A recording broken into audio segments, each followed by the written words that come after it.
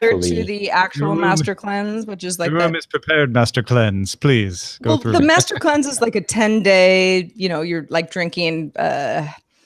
Basically, sort of lemon juice and cayenne pepper, and it's this whole ill-advised cleanse diet. But this is pretty good. So that'd be a great name for a cleaning company. If I was the face of a clean, I'd be like, I'm Master Cleanse. Yeah, I don't want the Duke of Cleansing. I want the Master Cleanse. If you're gonna be in my house, not Apprentice Cleanse. Not the Duke. Jester Cleanse. I mean, he's fun, but he doesn't really do a good job. No, I don't need jokes. No, I need cleaning. Oh, by the way, Roger, I watched Nanette last night. So good. You got to watch that. Okay. I have so many things to watch, but I can't really sit still for more than 30 minutes before I'm dragged somewhere. Well, at some point, all of you, it's if you like stand-up comedy that's like heavier than funny, good one. Does it still qualify as stand-up comedy? It is. It's a comedy show, but it's heavy-handed. So it's not stand-up drama. It's stand-up comedy still. It is time to do the show. Yeah. Well, speaking. Hey Patrick, would you like to read line 3? Start the show. Say yes. Oh, wait a second. What is it? Yes, sure. All right, here we go. 3, 2. Thanks to everyone who supports Daily Tech News Show directly. To find out more, head to dailytechnewsshow.com/support. This is the Daily Tech News for Tuesday, August 7th, 2018. In Los Angeles, I'm Tom Merritt. And from Studio Feline, I'm Scooter Lane. And from the European headquarters in Finland, I'm Patrick Beja. You're right. It is our European headquarters. It is. Well, yes. I love it. Yeah, absolutely. I do also, too. I paused on the date because I had yesterday's show line up in front of me for some reason, but I'm all good now. Everything's fine. And it was not the fault of our amazing producer, Roger Chang. Roger, how's it going? Don't throw me under the bus. No, I just pulled you out from in front of the bus. Push like me a away. Superhero of tech news. Shall we start with a few tech things you should know? Let's. We shall. Google announced updates to its Google for Education suite, consolidating dashboards and improving management and feedback to students and teachers. Starting this fall, Google's AR Core Software Development Kit, or SDK, will support the Acer Chromebook Tab 10. That's the first Chrome OS tablet and the first non-smartphone to use AR Core. Amazing. The old version of Skype was scheduled to stop working in September, but now Thurrott.com notes that the Skype team has given it a reprieve. The Skype team posted to its forums that it is extending support for Skype 7, also known as Skype Classic, for, quote, some time, unquote. The team added that they are working to bring requested features to Skype 8. I love that they're like, for some time, and you can keep using it until then, whatever that is. At 9:48 a.m. Tuesday, August 7th, that's this morning as we're recording it, Elon Musk tweeted, "I'm considering taking Tesla private at $420, funding secured." An hour later, trading of Tesla shares was halted because of all the craziness around that. We joke or irresponsible executive disclosure. In any case, if you're mad, he was just joking, okay? Lighten up. If you're not mad, don't take it private. Although, I mean, $420 for Tesla seems like a good deal. I think $420, man. It's trading at around 300 plus right now, so it was above the current price. You mean the stock? I thought it was the company. Okay, well, that changes things. Moving on to ride sharing, at least on the roads, the UK is getting a new alternative to Uber after India-based ride-hailing company Ola announced plans to expand into the country. It'll be its first market in Europe. Let me just say that Patrick is funnier than Elon Musk, at least today. All right, let's talk about what's up with Instapaper, Patrick. Right. Well, Instapaper is reintroducing its $2.99 a month Instapaper premium subscription service, which was made free when Pinterest owned them. Now that they're independent, they need to make money again. What do you know? However, the core bookmarking and parsing feature of Instapaper will continue to be available for free, but you won't have to pay for 6 months if you're in the European Union. Woohoo! That's by way of apology for taking so long to make Instapaper compliant with the GDPR, which it now is. Instapaper is also posting its privacy policy to GitHub, where you can view a versioned history of all the changes. I love that idea. I wish more companies would put their privacy policies on GitHub so you could track it, or at least somebody could track it and kind of see what happens. That's really cool. But yeah, this doesn't seem to be impacting most people, right? And unless they're using something that doesn't work. But here's another story of a company that had to kind of wind down in Europe for a while they caught up. Yeah, I mean, under Pinterest, Instapaper, I have not been using it, but I did use it in the past. I think it's a wonderful service. And the fact that they're throwing 6 months free for anybody who was like, hey, I haven't even had this service since May, that's a good measure. And the premium portion of it, I'd be curious to know if anybody on this panel would pay for that. I never have. No, me either. You know, more of a bookmarking service rather than anything.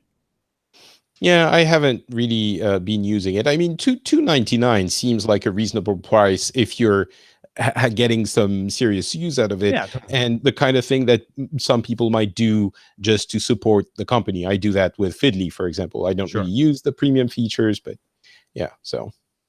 There are a few things that established media giants agree on, but two of them are, one, that somebody needs to make bite-sized video to compete with the likes of YouTube and Facebook, and two, Jeffrey Katzenberg and Meg Whitman are the ones to do it. That is why Disney, 21st Century Fox, NBC Universal, Sony Pictures Entertainment, Viacom, Warner Media, Lionsgate, MGM, ITV, Entertainment One, and Alibaba, the Avengers of media companies, have assembled to give New TV $1 billion in seed funding. New TV plans to launch by the end of 2019, that's next year, with a premium lineup of original short-form series, around 10 minutes each. The service will have two subscription tiers, an advertising-free plan and an advertising-light option that you still pay for, according to Meg Whitman. The company will license programming and won't own or produce any shows itself. Yes, friends, the idea behind Vessel is back. Yeah, it seems they're selecting people who will produce content, right? They're not opening it to everyone, is my understanding. Correct. So they're going to these investors, every media company on the planet, and saying, you guys provide the great stuff from the Mark Burnett's of the world, and we'll put it on this platform, and the millennials will eat it up on their phones. The Mark Burnett's of the world, but also the bite-sized versions of this, which, you know, up until now, it's like, sure, there's lots of content on YouTube and obviously all of the competitors at all sorts of lengths. But when you go to Hulu or HBO or Netflix, or it's sort of like it's a movie, or if it's a TV show, it's an hour or it's half an hour. So the idea that something would be being built under the premise that there's a lot of really good shorter form content that doesn't really fit in other places is, I mean, I like the idea of it. I don't know. I don't know if this is the premise is seriously flawed. I think just because people watch a lot of video on their phone and a lot of it's around 10 minutes doesn't mean that they're crying out for a service that gives them premium 10-minute videos. Although I reused Mark Burnett because The Voice, which Mark Burnett produces, had a very successful mini version on Snapchat. So I don't know. Maybe I'm wrong. Maybe these folks have got something that they're seeing like, oh, this kind of thing works on YouTube and this works on Snapchat and this works on Instagram. What if we had it all available in one service? I just don't see people paying for that. Well, it could be very interesting. It could be good content. I just think it has nothing to do with YouTube. The reason I was asking if they're opening it to everyone is that the content people want to see on YouTube is coming from, it's very grassroots. So that's a completely different kind of. Well, the idea is we're going to pay people who do it really well. And so people will be willing to pay for it. Yeah, absolutely. And that is a fundamental, not mistake, but difference with YouTube. I think it's completely different. Well, but there's YouTube and YouTube, right? There's also YouTube Premium, but we really are talking about the successful channels on YouTube that you only pay if you want to get rid of the ads. Otherwise, you can watch it for free. I do agree with you, Tom, that no one's, well, probably somebody is, but not many people are like crying out like, we want 10 minutes shows rather than 30. But I do think that there have been these silos where something has to be, if it's a feature film, it's this long, or it's a short film. And I think the idea of, being able to, identify good content at lots of lengths is a good thing for us going forward. Sure. I just don't know that people want to pay for that. And New TV this is says also not even coming out for over a year. New TV is very clear. They are not trying to compete with HBO and Netflix. They're not trying to make movies. They're not trying to make TV shows. They're trying to make something new. And I do applaud them for taking the risk. I just am skeptical on this one myself. Well, let's talk about what Firefox is doing. Firefox is launching an experimental browser extension called Advance, which offers up content based on what you're currently reading and your recent browsing history. Read Next recommends related articles based on your current tab, and the For You section uses your recent history to populate its recommendations. Advance is powered by a machine learning startup called Laserlike. This is really interesting. Yeah. At first, I was hoping this would keep your data local because it's an extension, but it doesn't. Laserlike still has your data. They do give you control over when it's collecting. You can turn it off and say, I don't want it to be collecting right now. You can go in and delete data at any time. But some of those things you kind of have to do under GDPR anyway.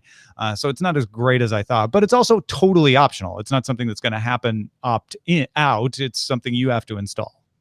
But the idea that this seems like something Google should have thought of. Yeah, I agree. It's the idea that they will look at everything you're interested in, essentially what you're browsing, and recommend stuff based on that is an incredibly Google thing to do. I mean, that's Google now. That's what it's obvious. Yeah, that's what Google Assistant is supposed to be doing. This is just, I don't know. There's something about this. We're like, oh yeah, no.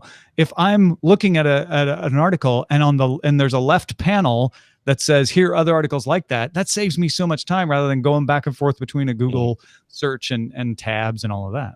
Yeah, or even, based on what you've been interested in for the past year, it will pop up something that you might be interested in as well and recommend it to you. That's, yeah. The information reports that people who own devices with Amazon Voice services rarely use them for shopping. Of about 50 million users, 1 million tried it for shopping at all, and about 100,000 reportedly bought something by voice more than once. The Echo and similar devices are mostly used for listening to music, asking about the weather, and setting timers. That's what I use mine for. Listening to music, asking about the weather. Haven't set a timer yet, but I was like, that's a good idea. Oh yeah, no, I use mine for cooking timers all the time. That's a really good call because my Sonos One is out in my kitchen. That would make a lot of sense. I have never bought anything through my smart speaker. I didn't not do it because I didn't want to, but it's not the sort of thing. I guess if you had something from Amazon that you knew you already wanted, you didn't have to see a photo, you didn't have to read reviews, none of that stuff. Sure. Add it to a shopping list of some kind. But I do understand that a lot of folks are like, I'm talking to the wind. Kind of, I want to look at my cart. I want to make sure that I'm buying what I think I'm buying. And I don't know anybody who's really buying anything via voice. And I'm not just talking about Amazon Voice services, just any of them. Clearly, very few people are. It's surprising to me because I got the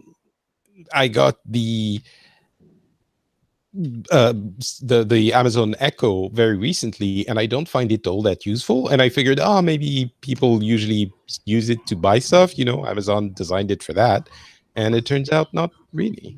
I never want to buy anything through Amazon because I just don't trust it. I'm like, I need to see that I'm looking at the right page and it's the right size and the right account. And like, do you want to buy the same thing as last time? Well, I don't know. What if they've shifted something about that? I've run into that too many times using an actual web page where I should have been able to see. I don't Sure. wanna use voice. Yeah, exactly. Where you're like, oh, wait, I actually bought 2 in my card. Now I can see, like, go back to 1. That would be hard to do voice alone. West Virginians serving overseas will be able to cast upcoming federal election ballots using a smartphone app. I'm going to repeat that. West Virginian service people in the military overseas, not people in West Virginia. It's a limited number of people. It's absentee ballots for military people are going to be able to vote on their phone. West Virginia Secretary of State Mac Warner and Boston-based app developer Voatz, spelled V-O-A-T-Z, say the technology is secure. Voters register by taking a photo of their government-issued ID and a video of their face, upload both of those through an app. State officials will let each county decide whether they want to opt in. Counties can say, you know what, we don't like this, we're not going to do it. And paper ballots will be available as an option for all of the voters if they're like on their end, like, yeah, I'm overseas, but I don't trust this. I don't want to use my phone. Last Thursday, I posted a column on patreon.com/DTNS about how blockchain works in voting based on the test West Virginia did in 2 counties last May. So this is not them doing it for the first time. They did it in the primary in May in 2 counties. They did 4 audits on that. So they're not rushing into this. Securely identifying people can be done. Now, I'll have the link to that column in the show notes. Votes on a blockchain are, in fact, more tamper-proof than paper ballots. But when it comes to maintaining anonymity while also verifying the registration, that's when it gets tricky. There are absolutely great ways to securely identify someone. There's absolute tamper-proof blockchain practices. That stuff isn't hard. The question is Voatz doing it? But it's not hard. Being able to keep anonymity and verify is the tricky part. And Voatz doesn't explain how they do any of this, nor have they published their source code for wider review. Besides those 4 state audits, we don't know if this is good. And Gadget notes that security researcher Sarah Jamie Lewis of Open Privacy Research says Voatz uses what she calls weak single-user blockchain technology. So she's saying they could be using solid blockchain technology, but in her opinion, they aren't. And that ends up just being a database. She's like, it's not really having the tamper-proof benefits of a real blockchain. And we don't know how they're able, what are they using, zero knowledge proofs? What are they doing for verification and anonymity? So the biggest problem with this is the fact that we don't know how it's operating. There is not enough transparency around it. But it's exciting to see somebody try. If they were going to do more transparency and share what they learned with other governments, other state governments, other federal governments, it would be really exciting because it absolutely can be done. And the way you get past those tricky parts I was talking about is to get it out there in the wild and try it. I know that sounds risky, but that is unfortunately the way technology works sometimes. And it seems if you're going to do something a little bit risky there, this is a very contained test case. Well, the fact that the state of West Virginia has been testing this, the fact that the Boston-based company Voatz, which I called Voatz in headlines this morning, is also like, we're good. And you sort of think like, okay, government ID plus a video, showing that, this is the facial recognition where, you tie the 2 together. Well, that also sounds fine and good. But the fact that Voatz isn't saying, and here's exactly how we're better than a database for any security researcher who's like, this is a really bad idea. Well, that's a little troublesome because especially in the US, people are paranoid for good reasons and, sometimes just paranoid about the idea of voter fraud.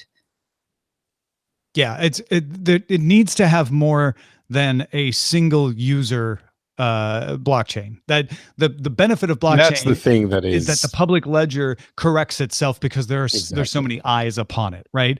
That could be fixed. And in fact, in my column, I do point out that Brazil, Denmark, South Korea, Switzerland, and of course the most cutting edge country on the planet, Estonia, have all had experiments with blockchain based voting as well.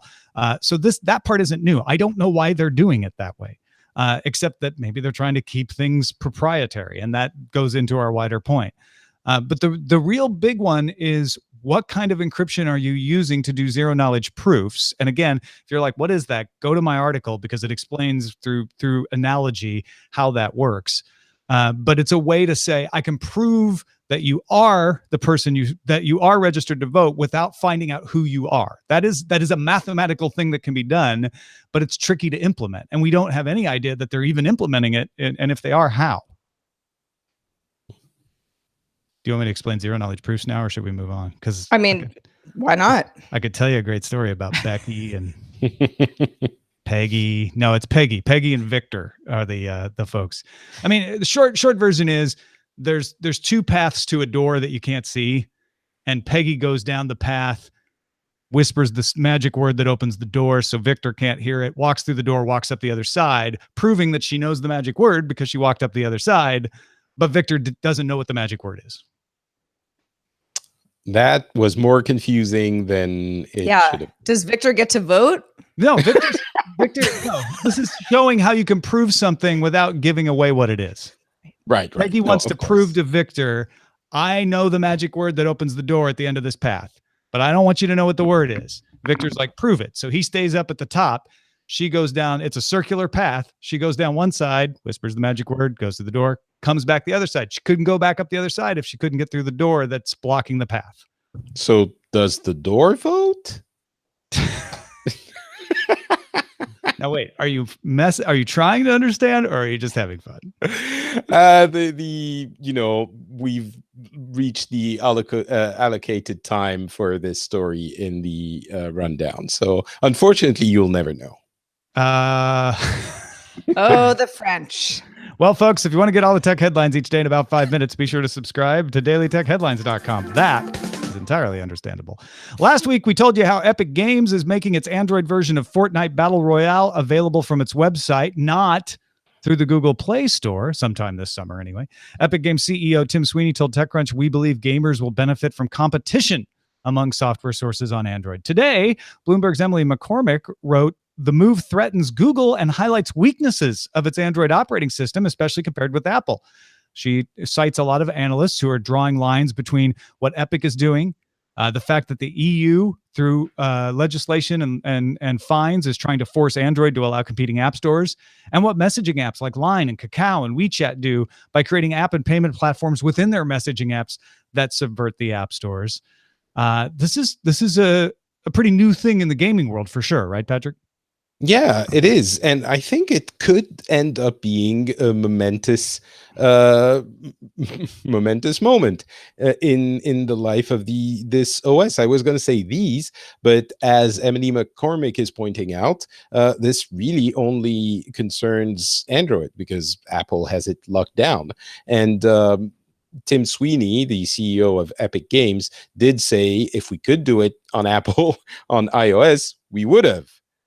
Well, he can't. So Apple is doing something not right, but something to protect their revenue model there. But I think, this is something that only Fortnite could have done at this juncture.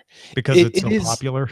Because it's so popular that everyone is going to rush and try to get the game from wherever it is available.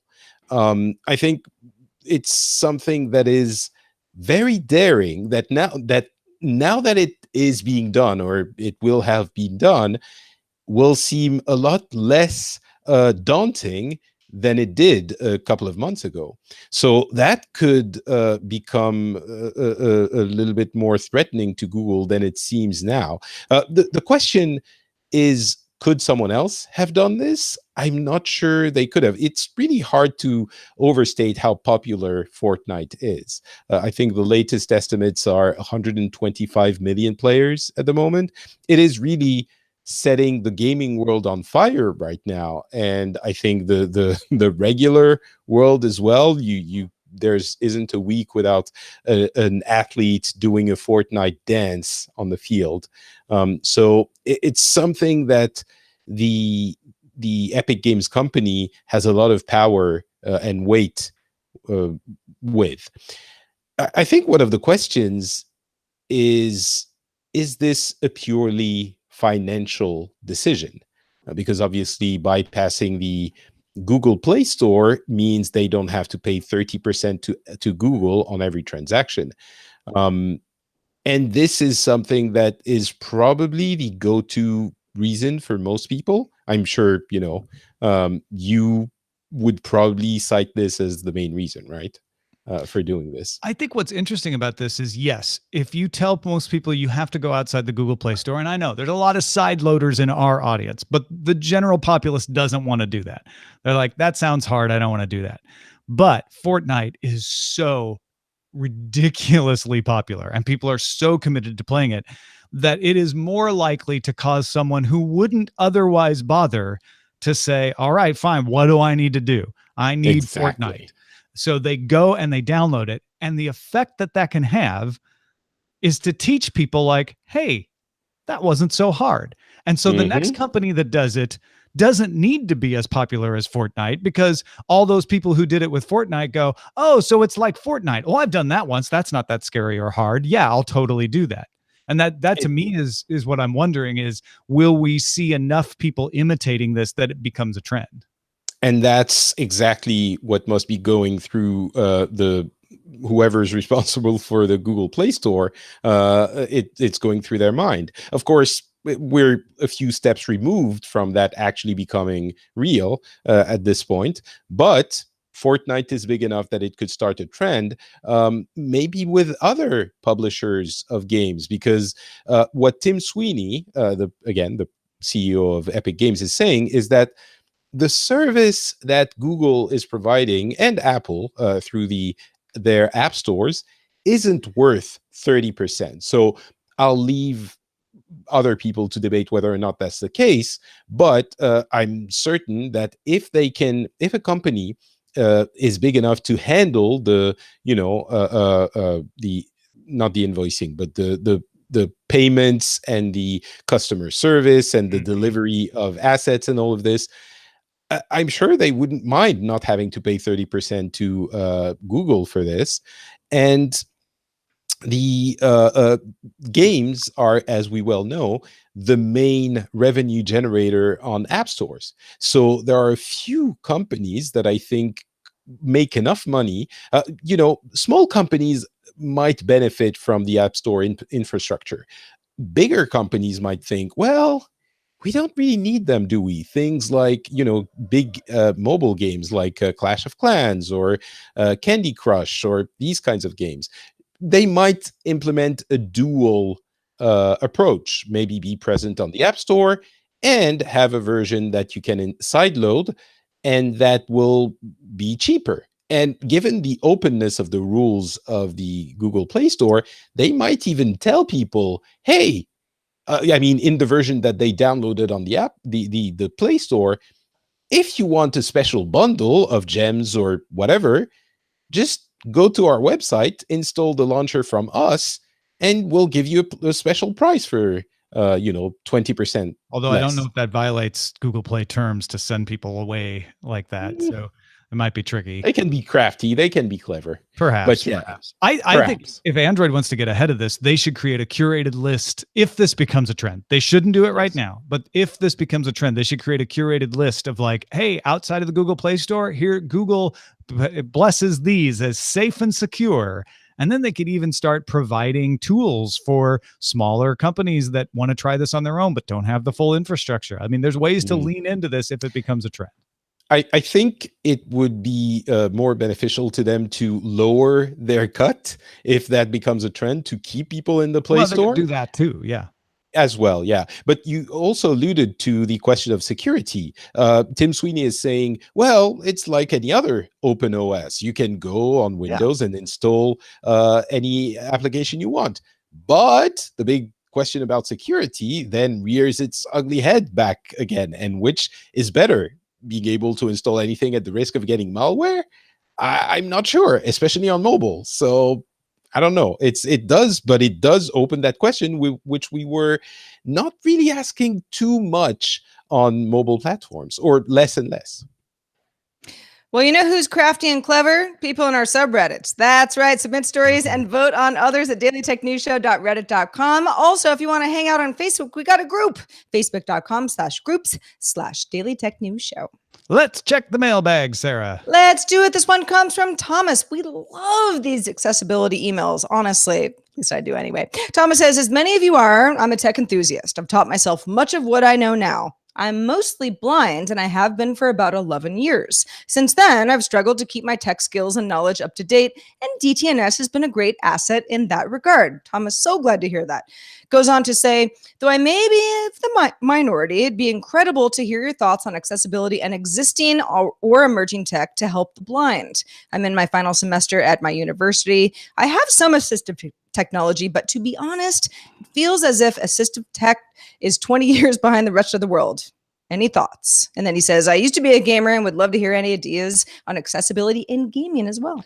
Yeah, we do cover assistive technology and accessibility on this show. I feel like more often than we used to.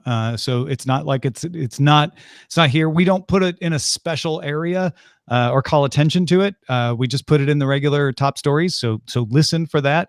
And folks, if you have stories that go to what Thomas is saying or theories or tips, send them to us for feedback@dailytechnewsshow.com. Thank you, Thomas, for this. That's great. Just wanted to mention there is a semi-famous blind Street Fighter player, the Street Fighter, the fighting game, and he actually got a win a year ago. He was competing in actual tournament and got a few wins. He's quite well known, so that might be of interest to you if you're interested in gaming. Real quickly before we're out of here, the Snapchat or Snap Inc., I should say, earnings report came in, lost 3 million users over last quarter, although they have more daily active users, 8% more than last year. So still growing year over year, but down from last quarter, which is somewhat concerning, I think. So, I mean, my Snapchat is a real ghost town. I actually posted something this morning, like, well, maybe I'll get some views. Not very many. Oh, and Nth Mike says there's a podcast about accessibility that I assume Nth Mike recommends, relay.fm/parallel. Oh, excellent. Thomas, I hope that helps. If it does, let us know. And thank you very much for the recommendation. And also thank you to Patrick Beja for being with us as late as it is in Helsinki. We missed you last week. What has been going on? Well, if you enjoyed our discussions about the gaming industry when we talked about Fortnite, you might enjoy DTNS Labs Games, which we just recorded with our good friend Scott Johnson. It is kind of the extended version of that discussion and other topics from the gaming industry. It's available to patrons of DTNS now and will go on the feed on Saturday, I believe, if I'm not mistaken, Tom.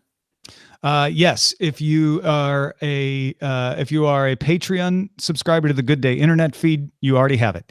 And if you're a Patreon and you go to patreon.com/DTNS, you can find it there. If you get the ad-free version of DTNS through the Patreon support, it will show up Saturday like it does in the public feed for everybody as well. And actually, you explained all of this, but this is kind of not going to be irrelevant. But DTNS Labs Games is graduating from the Labs section of DTNS and becoming its own show in September. All right. It's gonna be called MVGB for Monthly Video Game Briefing, which I think is quite clever. Or if you decide to go more often than monthly, multiple video game briefing. There you go. Ooh, yes. Magnificent or marvelous. Yeah, that's even better. Yeah, I like that one. Yeah, both would work. So this is coming up in September, but for now, the latest episode is available on the feed for patrons. Yep. So keep an ear out for that. And thank you to everybody who supports us on patreon.com/DTNS. Our email address is feedback@dailytechnewsshow.com. We love your feedback. Keep it coming. Questions, comments, anything in between. We're also live Monday through Friday. If you can join us, we'd love to have you. 4:30 p.m. Eastern or 20:30 UTC. And find out more at dailytechnewsshow.com/live. Back tomorrow with Scott Johnson. Talk to you then. Woohoo! This show is part of the Frog Pants Network. Get more at frogpants.com. Diamond Club hopes you have enjoyed this program. Boy, that recycling truck came by right at That what that was. Yeah, sorry. Like I was like, because I so often I'm like, can you guys hear that? And you're like, no, it's fine. Usually not. That Yeah, was that one I was like, oh, somebody got a printer going on in the background. That's funny. Stupid. So the Stupid blind girl. player is called Sven. He is Dutch, and he actually just, well, obviously uses just the sound of the game to play, and he actually won a few rounds in serious tournaments. I love that. Yeah. So cool. Excellent. I always wondered, you know how, well, I don't know. It depends on where you went to school, I guess. But as a kid, I remember there would be sort of, I don't know, like days where the kids are supposed to be more empathetic, and so like everybody gets blindfolded, What? Really? and you get it. You spend sort of the day like figuring out what it would be like to go through life without the gift of sight. I feel like that happened in some health classes, not any of the ones I took. Oh, that okay. wasn't like a widespread thing. No, this is like we did this when we were quite young. Yeah, that's Interesting. And the idea of I mean, again, I grew up in the woods, so it was like, you sort of like, Yeah, and by school, she means her and the squirrels that she hung out with. yeah. Tom, it was a accredited elementary They were school. accredited squirrels. I But see. it'd be the sort of thing where it's like, if you feel a tree trunk and then you come back later, can you remember what your tree is? Based on just stuff that is not based on visual IQs. And I mean, this is all kind of really silly kid stuff, but yeah, the more we can sort of understand, especially how good you might be gaming in your own way based on cues rather than visual cues, is really pretty cool. I'm trying to find out, Patrick, I think I may have dropped the ball. Did we not pick a feed already for monthly video games briefing? I think we had to give them one. Oh, I don't want to say it until I'm certain, but you had to give who? Acast. Ooh. Like a subdomain. That would not have been something I would have seen because I was in there this morning. But valid RSS settings. No, you would see it. It's under. I didn't see it. Here it is. Just the two. rss.acast.com/mvgb. Now, there's nothing there yet, so you may get an error if you try to subscribe to that. But that is the source URL. If you're like, I just really want to be in there. I also need a description. And I know Scott's working on the cover image. What are we going to call this show? We are going to call it. The We're going Avengers to of call it "Not Late for Dinner." No, I'm just kidding. Or epic maneuvers around Android. Vote by blockchain.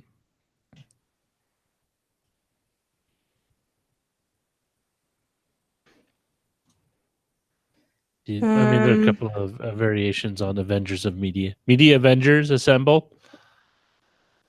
No. I think it's just confusing because it's not really related to the Avengers. Instapaper, Insta Returns. there's Disney in there. Epic maneuvers around Android. I think Epic Maneuvers. Oh, just Epic Maneuvers. Also, I think that's a good one.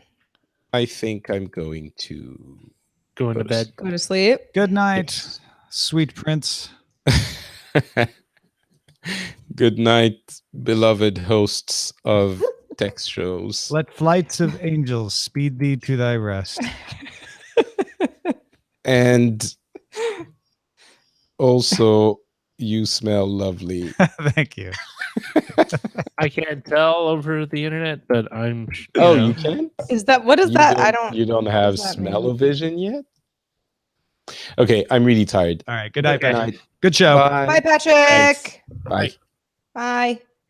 And congrats on the new labs graduation. Woo. Woo Yeah. woo. All right. We'll probably have a different RSS like redirect just to make sure. But if you want to try that one that I gave out just now, you'll be ahead of the game. Wait, what was it? Epic maneuvers? Sure. Epic maneuvers. Love it. Great. Love it. All right, Great. cement Good. it. Copy. Wonderful. Print it. Panini. Roll tape. Actually, what do you call it when you do the press on the panini? You press it. I mean, it's pretty much just like a waffle iron, right? Yeah, it's a panini press. Love a good panini. Who doesn't? It's like Well, an adult some version don't. of the that sandwich thing they used to sell on late night TV. The George Foreman. No, there was the sandwich maker. Like you can make Oh. toasted sandwiches, and it would like bake it with the crust sealed up. That sounds good. Remember? I don't. I don't find that those, and George Foreman included, really save you much time. A sandwich. They save.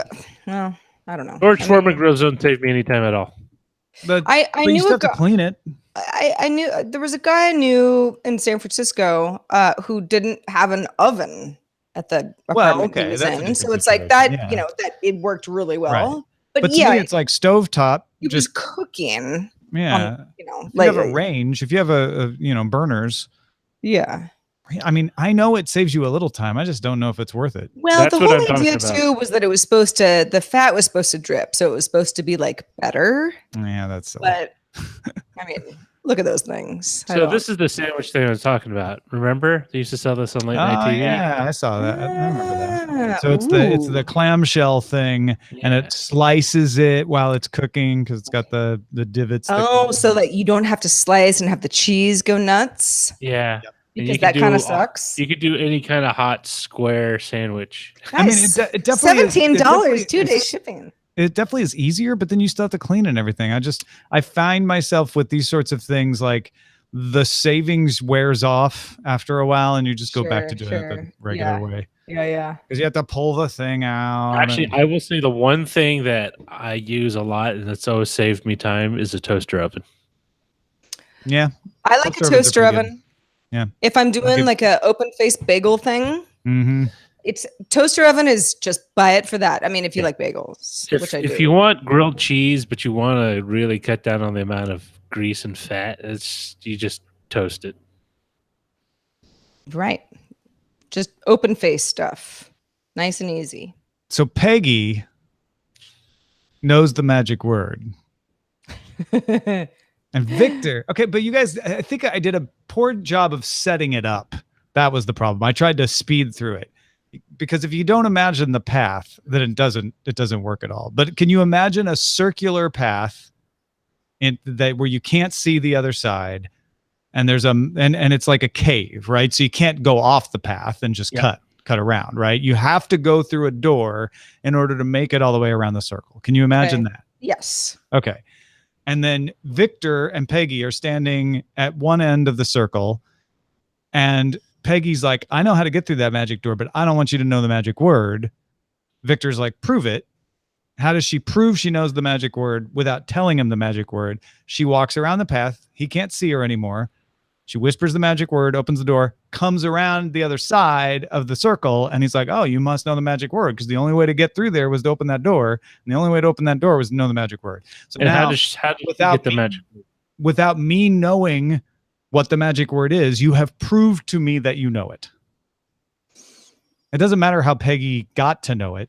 All we're concerned with is Peggy proving to Victor she knows something without having to tell him what she knows. Why does Peggy care about proving that to Victor? Well, this is a zero knowledge proof, right? Why do you care about proving anything is irrelevant. It's like, how do you prove you know something without revealing what it is? Got it. So with voting, how do you prove you're registered without revealing who you are?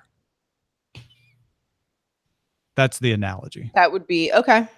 No, I mean, that makes sense. And obviously there's a lot more complex math about that to get it from. Sure. But the Peggy Victor analogy shows you like, because you might say like, it's impossible for you to prove you know something without telling me what it is, right?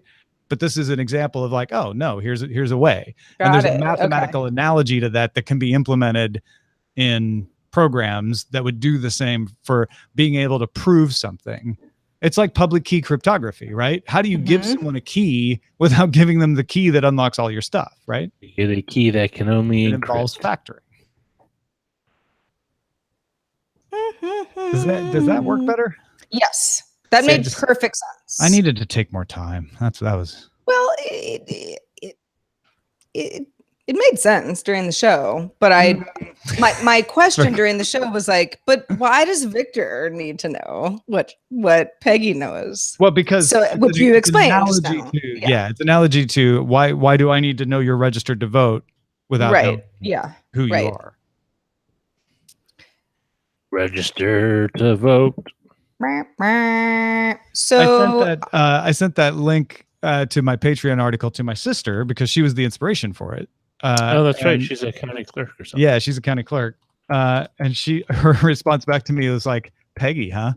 That's like it's yeah. the traditional Right. way of describing this is Peggy and Victor. I didn't pick the names, okay? Who's Peggy? But whatever. Thanks for the information. And why Eileen, no Peggy? why is she hanging out with Victor on a little secluded Yeah, pathway right. that- What's up with Peggy and Victor? Yeah, exactly. Like, what's their problem? It's like how to Right. get away with infidelity. Because it's definitely an analogy. If you start to be like, well, why did they build a magic door in the middle of this circle cave? Right. Like, yeah. I don't know. Yeah. Why don't they just go to another park? Why do they care? Go somewhere Yeah, else. It's easier. Yeah. Sounds horrible. How This is does a bad park. how does Peggy ensure that the password I assume is just one use, so the authentication is No, actually, if you really get into the analogy, there's ways where he is at the top of a path that leads into the circle. So there's a way for her to do it where it's hidden which path she takes. Ooh. And there's ways to do it like multiple times to prove she's not just, coming up the side. It gets more complex than what I said. If you start to ask those kind of questions, it can handle it. and then at the end there will be a giant sphinx that will ask you a riddle. I Like don't remember that never-ending being- story. And then it will, if you get it right, you're allowed to pass and vote. If not, Yeah. you'll be eaten. The Oracle. It was the Oracle, right? No, the Oracle is the one that tells you the future. Oracle of Delphi. But the two sphinx. I think you're thinking of I'm thinking of Never-Ending Never-Ending Story. yeah, Yeah. with Atreyu who hunted the wild or the But I purple thought buffalo. that was the Oracle. It was the two sphinx, and like if you got it wrong, they'd like No, that was laser you Larry to death. Ellison. No. Oh, right. Yeah. They would answer it, and then like they were destroyed by the nothingness as he went to go find the what was it, the childlike princess who was a child actor. Yeah, Moon Shadow. You remind me of a babe. Well, it's a different movie. No, Oh. sorry. Also good though. Right. Same wheelhouse. Same wheelhouse, same wheel. Same general wheelhouse. There. Speaking of, well, not of movies or childhood movies, but series, I started watching Sharp Objects last night, starring you- Amy Adams. And Well, you know tell what? the video folks what you thought, and then we'll go into more detail for the audio folks. Sounds good. Short story, like it. All right, there you go. She likes it. Thank you, folks, for watching. If you'd like to find out why she likes it, check out our Patreon at patreon.com/DTNS. We'll see you next time. Video.